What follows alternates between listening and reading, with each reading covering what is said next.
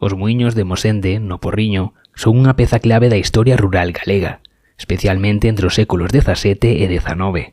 Estes muiños hidráulicos, movidos pola forza da auga, permitían moer millo, introducido en Galicia tras o descubrimento de América, ademais de centeo e trigo. A chegada do millo foi fundamental, máis productividade, máis alimento e unha dieta máis estable para a poboación. Moer non era só un traballo, era unha actividade social.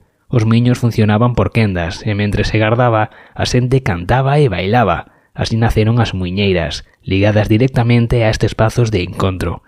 A xestión dos muiños podía ser comunal ou privada e o muiñeiro cobraba a súa parte en fariña, a coñecida maquía. De día acudían as familias, pero de noite, moitas veces, eran os máis pobres que moían en segredo para evitar pagar. O impacto foi enorme. Unha mellor alimentación reducía a mortalidade infantil e favoreceu un claro crecemento demográfico en Mosende e en todo o Porriño. Os muiños non só transformaban o gran en fariña, transformaban unha sociedade, fortalecían a comunidade e deixaron unha pegada que aínda se forma parte da identidade da súa xente.